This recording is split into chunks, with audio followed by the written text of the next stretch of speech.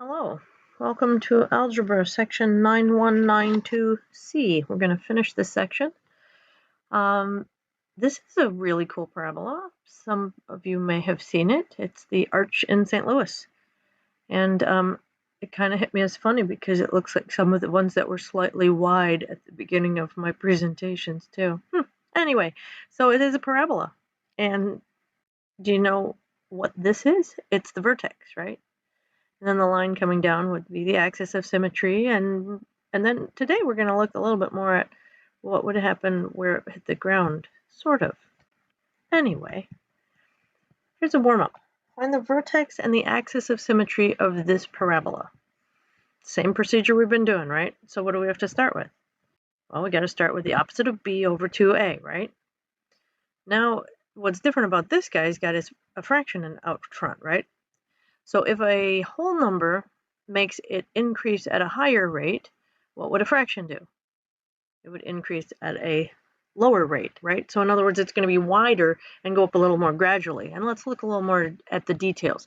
So the opposite of b is negative 2 over 2a. Well, 2 times a half is 1, right? So then we'd end up with negative 2 for the x-coordinate for the vertex.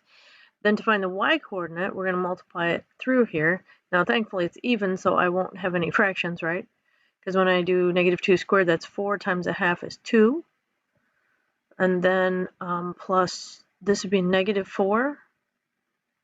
And then minus another 1. So now I've got negative 2 minus 1, so I'm at negative 3. So the vertex of this parabola would be at negative 2, negative 3. Is this one a minimum or a maximum, by the way? Let's see, it opens upward because that's positive, so that means it has a minimum, right?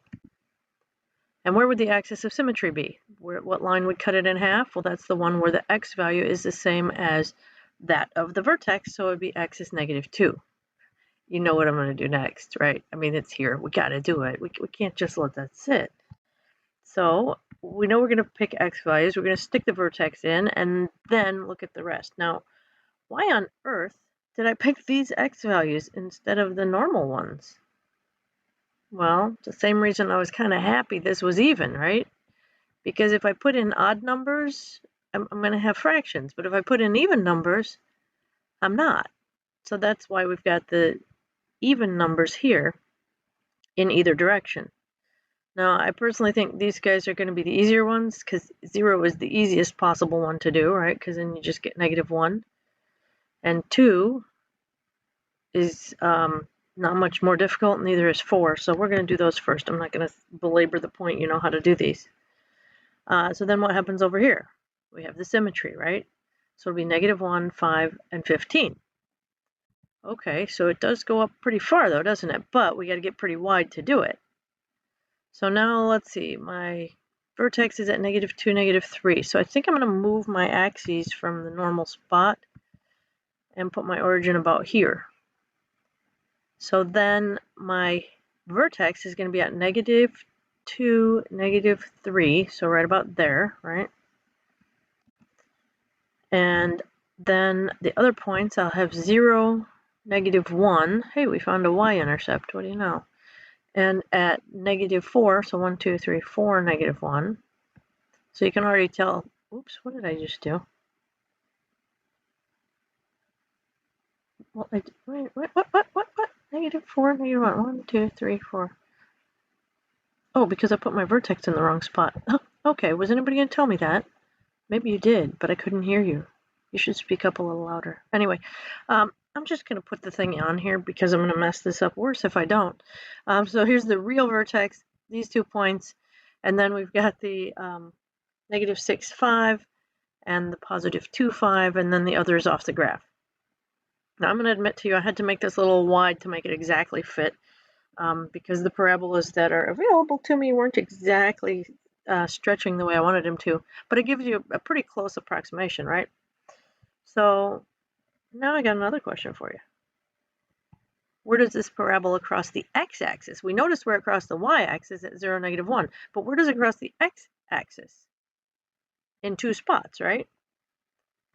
Those spots are called the points those points, those spots where it crosses, are the zeros of the function. Now think about that. That means when the value of the function would be 0. That means when f of x is 0. Does this ring a bell? Because how would I find these? The same way we solved all the things in the other sections of this chapter. We just set it equal to 0 and use one of a few methods, right? If we can factor, we can factor. If we can't, maybe we'll complete the square, use the square root method, use the Pythagorean theorem. Don't use the Pythagorean theorem, that would be ridiculous. But you could use the quadratic formula. That one would be a much more appropriate one to use. Wow, it's been a long week. And it's not even near the weekend. Anyway, so let's do that with this. We'll leave this information here. Now from this, we can use, I don't think factoring is going to be a real great idea, right? We could use the quadratic formula because it works on all of them, but I think this is a good candidate for completing the square. If we get rid of that half, right? How do I get rid of the half? Multiply everything by 2. Well, over here, if it's going to be 0, multiplying that by 2 doesn't do anything. So now what I'll end up with is x squared, because I got rid of the half, plus 4x minus 2 equals 0. I stuck the 0 on the right because it just is happier in my head that way. Now I'm going to get that 2 on the right, so it's out of the way, by adding. Then I need to add something to both sides, right? So I take half of b, which is 2, square it. So I'm going to add 4 to both sides, right? I'm going to add 4 here. I'm going to add 4 there. I'm not going to write it, though, because the next line is very legible. So I have x squared plus 4x plus 4 equals 6. Now we've completed the square. In other words, this is a perfect square trinomial, so I can write it as x plus 2 quantity squared equals 6.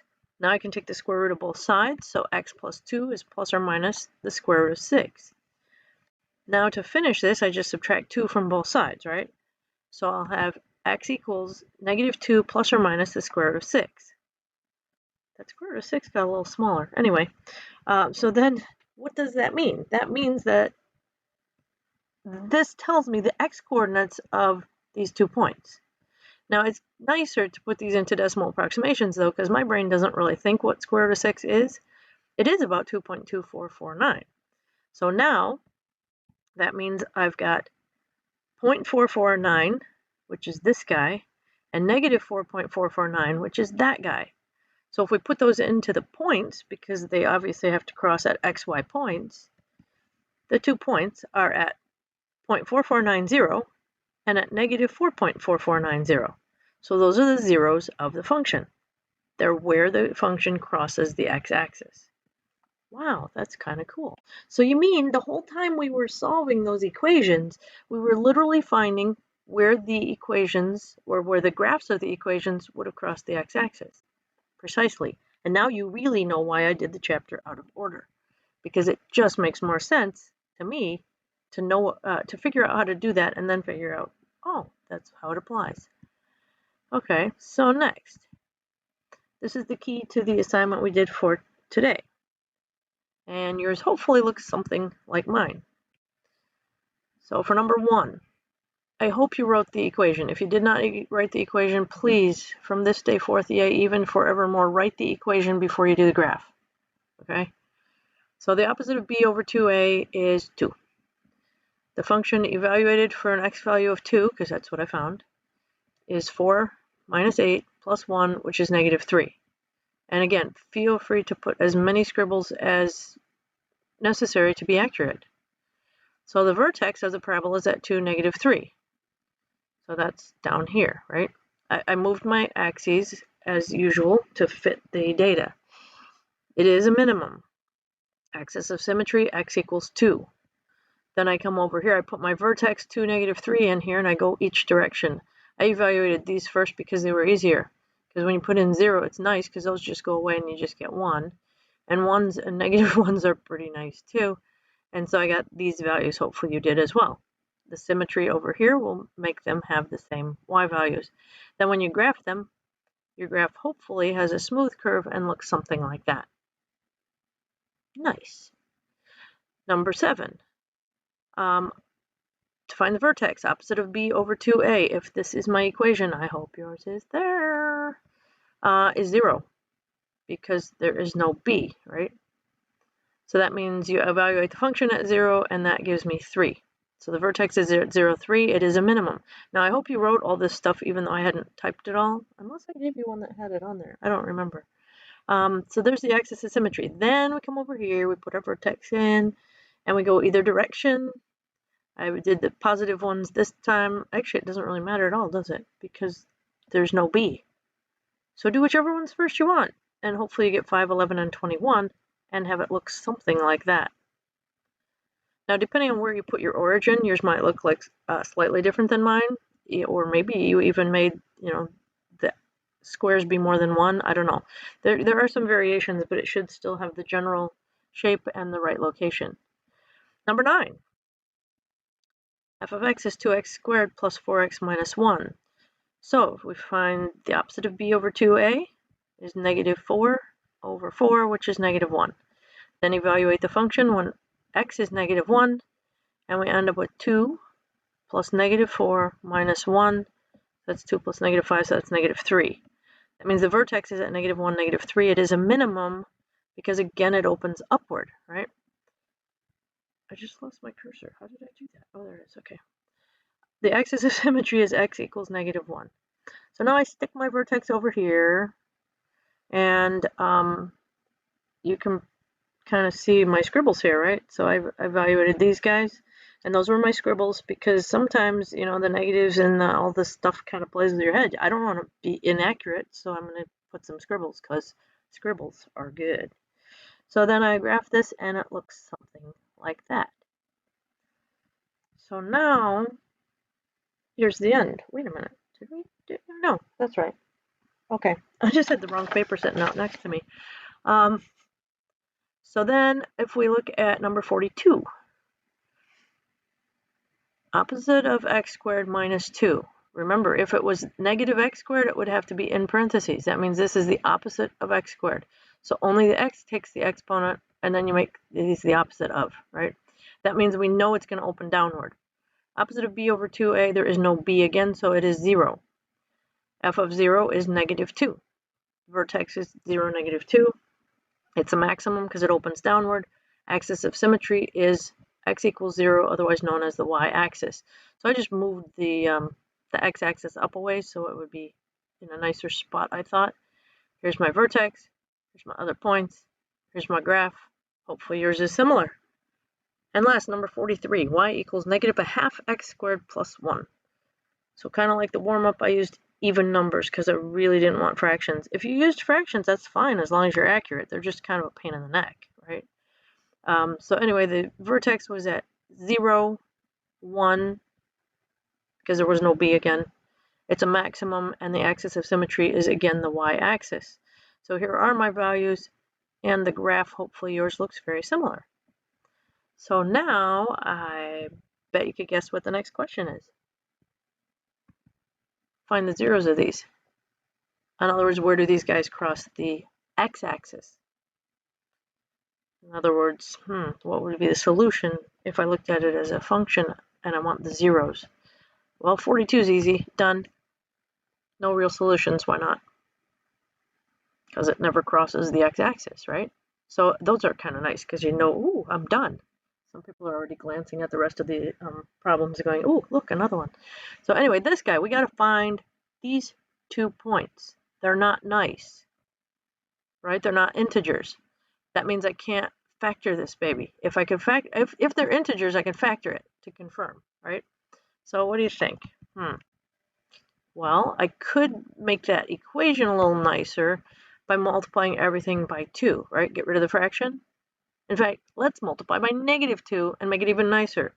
Then I put the 0 for y, but I stuck it over there. So if I multiply everything by negative 2, I get x squared minus 2 equals 0. Oh, this isn't bad, is it? I'm thinking square root method, maybe? So add 2 to both sides. X squared is 2. Take the square root, and x is plus or minus square root of 2. But that's not the answer because we have to have points, right? So the points would be plus or minus square root of 2, 0. Of course, it's hard for me to visualize exactly what that means, so let's put them into decimal approximations. and that would be plus or minus 1.410, which means that the guy to the right of the origin, it would be at 1.410, and the guy to the left would be at negative 1.410. Hey, that wasn't even painful. Cool. So that's why we solved them. Yeah, basically. How about these guys? Which one's easy? 7, because it never crosses the axis, right? So that one's done already. Okay, let's look at number 1. What can we do with this? Can't factor, can it? Because these are not nice points. They're not integers. I don't, well, what do you think? Should we complete the square? It looks doable, doesn't it? Yeah, so let's just move that 1 over. So we'll do x squared minus 4x plus 1 is 0. Then we'll move the 1 over by subtraction. Then I'm going to have to add to both sides, right? What am I going to add? This feels familiar, doesn't it? So I'm going to have to add half of b, which would be negative 2, squared, which is 4. So I'm going to add 4 again to both sides. And then x squared minus 4x plus 4 is 3. Because negative 1 plus 4 is 3, right? We've obtained a perfect square trinomial. So I can write it as the square of the binomial x minus 2 quantity squared. I knew it was 2 because of this guy. I know it was minus because of that guy, right? Now I can use the square root method, which is what we use with completing the square. So that x minus 2 is plus or minus the square root of 3.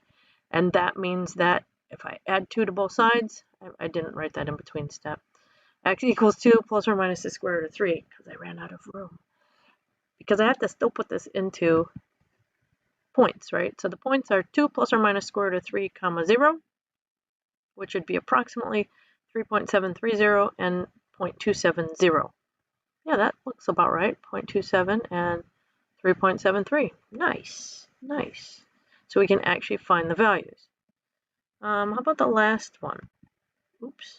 Oh, wow. That wasn't really supposed to show up. Sorry. The last one. It's not going to factor. It's got an a that's not 1, so I really don't feel like completing the square because then we get a fraction. What's our other alternative? How about the one that works for all of them? How about x equals the opposite of b plus or minus the square root of b squared minus 4ac all over 2a. So we'll put in the values. And this is tiny, I know, but hopefully, you can read it. Well, actually, you're on a screen instead of in a room, which is good. Anyway, so negative 4 plus or minus the square root of 16 minus 4 times 2 times negative 1 all over 2 times 2. Simplifying further, negative 4 plus or minus the square root of 16 plus 8, because it's double negative, over 4, which is negative 4 plus or minus the square root of 24 over 4. And if we jump right into the decimal approximation, because actually you could simplify this, right? Because it's actually 4 times 6, so you could take out a 2, then you can reduce these all by 2, but we're not, okay, not on this one. So we'll just make it a decimal approximation, negative 4 plus or minus 4.9-ish all over 4. So then I get about 0.220. Yep. And negative 2.220. Yep, we got it. Nice. Did you know that we just finished half of the assignment? That is, if you wrote some of this down, because we're finding the zeros. An application. Using the vertical motion model. So, halftime of a basketball game. Oh, look, there's people in the stands. How cool is that? A slingshot launches t-shirts at the crowd. The t-shirt is launched with an initial upward velocity of 72 feet per second. Boing. The t-shirt is caught 35 feet above the court. How long will it take the t-shirt to reach its maximum height? What is the maximum height? And what is the range of the function that models the height of the t-shirt over time? What? Just think about the way this goes, right? So the t-shirt goes boing, and it goes up as a parabola, and it comes back down, and somebody catches it. That's what we're looking at, right? So it started 5 feet off the ground, and then way back there, it ends up 35 feet off the ground, or the court, whatever you want to call it. So then they give us the function. Okay, this is the equation. It's not lovely, but it is the equation. Now, if you've done some science with, the force of gravity, things like that, some numbers might look a little familiar. If not, you'll get it in physics later. So H equals negative 16t squared plus 72t, where'd that come from? Ooh, initial velocity. Plus 5, where'd that come from? Ooh, the height that it started with. So that gives you the t-shirt's height in feet after t seconds. So since the coefficient is negative, the parabola opens downward. Yeah, obviously, yeah. And the vertex would be the maximum. So the maximum right here is going to be the vertex of the parabola, and we know how to find that. The next slide is terrible. This one's not that great. Okay, wait, that's not terrible. Anyway, I thought it was a different one. So we'll find t equals, because we want to find the x value of the vertex, right? So we do opposite of b over 2a. So that is negative 72 over 2 times negative 16, which is about 2.25. Then the height is like the y value, evaluating the function for this x value. So it's basically the same thing we've been doing. It just looks weird in this context. So negative 16 times 2.25 squared plus 72 times 2.25 plus 5 is about 86. So that means that the vertex is 2.25, 86. The x value tells me the time to get to the highest point. And the y value tells me how high that is, right? So that means that if it starts at 5 feet, the maximum height is going to be 86 feet. And the range is going to be 5 to 86 inclusive, because it never started on the ground, it never hit the ground. It started at 5, and somebody caught it before it hit the ground, so the maximum height is 86. Huh, interesting. We have just a couple more problems to do, I think, on the assignment. We're going to just do them together right now. So I'm going a little bit out of order. Okay, we've finished the ones that had a little arrow. It finished those we just did. Then 26 and 37 we're going to do next, and then we'll do 16, 17, 18, 19, which are matching. And we're just going to finish these all together. So anybody who's watched the video is going to get this done and have 0 homework. Okay, so sports. A baseball is thrown into the air with an upward velocity of 30 feet per second, which means it goes like that. Whoa, you know what I mean. And it has a similar equation to what we just did, because it's a similar situation. And it says see problem 2. Guess what problem 2 was? That. Okay, so initial velocity is here. Initial height is here. So apparently it was thrown from 6 feet up, right? So it's some kind of tall guy throwing it from near the top of his head. And then this is the constant, right? Well, it's not a constant, it's a coefficient, but it's going to be on all of them. So we need to figure out how long it will take the ball to reach its maximum height. That's the t, right? How long is the t? That's the x value.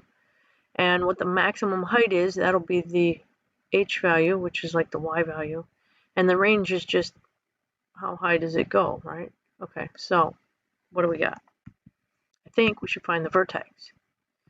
So we'll do the opposite of b over 2a, because that's what we always do. So the opposite of b is negative 30 over 2 times negative 16 is negative 32. I can reduce that to 15/16.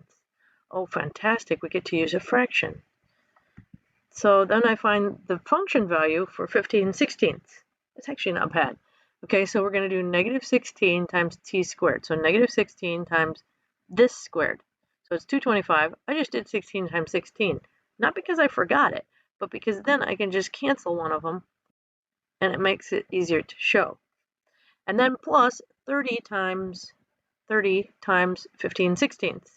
And then plus the 6 that was on the tail end. So now simplifying further, this gives me negative 225/16, because there was still a negative, plus, multiply that, you get 450/16, and then the random 6 at the end.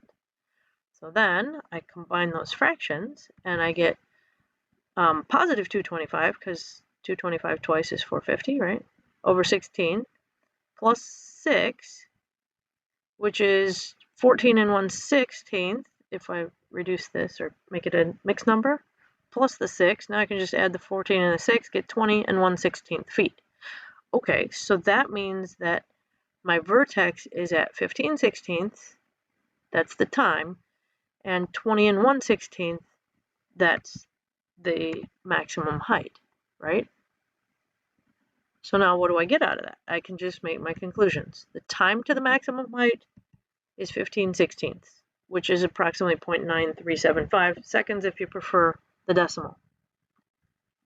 The maximum height, they ask us, secondly, is going to be the y value. So it's 20 and 1/16 feet, or 20.0625 feet. Then finally, the range. Let's see, was it caught? Baseball is thrown in the air. Here's the height. How long until it reaches its maximum height? What's the range? Well, it depends, right? It depends if it's caught or if it hits the ground. So if we figure it hits the ground, then it would be between 0 and 20.0625 feet. If it was caught, it would be whatever height was lower, the height from which it was thrown, or the height at which it was caught, and that would be in place of the 0 if it was caught. So there it is. Looked really crazy, seems really hard, but when you analyze it, it's not, because it's the same as what we've been doing. Okay, next. 37. Oh, shoot. It's that one. You know why? Because I forgot to put the animation on it. But let's look at y. We'll find the vertex. And the opposite of b over 2a, again, becomes 6, because here's b, over 2, and that's 3. Well, then the only one possible would be letter C, right? Now, if we want to just prove that it is actually that, we can evaluate the function. F of 3 would be 9 minus 18 plus 9, and that is indeed 0. So it would definitely be letter C. Oops. Okay, we're almost done, which is good because it's falling apart. No, it's not. Page 556. Match each function with its graph. Okay. What do we got? Let's see. First, let's work with the a values. Because if my a value is positive, it opens upwards. If my a value is negative, it opens downwards, right? So if we do number 16, actually, let's look at 16 and 17 together. Because I think 17 is easier. You know why? What does this plus 6 do to the whole thing? Does it move it left or right or up or down? Moves it up 6, right? So I just got to find the graph that opens downward and is raised up, so the vertex is at 0, 6. So is it B or C? It's B, right? Okay. Then that means that 16 has to be C, right? Because it opens downward and it's offset from the y-axis. It goes to the left. Okay, so now we get the two positive guys. Which one's easier? I know which one I think is easier. And it's not 19, because 18 is the same scenario, right? This minus 6 as your C just means take the standard graph and drop it down 6. So that'll go to A or D? That'll go to D, right? Because that one just, ooh, that hasn't happened in a while. Huh. One more time, right? Then 19 has to be the other guy because, oh, now it's going to do it the whole way. This is craziness. So then that is offset and opening upward. Huh. There it is. And you obviously don't have to draw these, just write 16, C, 17, B, 18, D, 19, A. Congratulations, you've just finished your last Algebra 1 regular assignment. Phew! It was a bit of a doozy, but it wasn't so bad working together, hopefully. And hopefully you did follow it, write it down, and kind of internalize some of that, because it can be useful, especially in Algebra 2. So anyway, yeah, going forward, we're going to have some alternate kind of activities, looking at some special topics. But we are finished with assignments from the book. And yeah, we're good to go. Have a great day.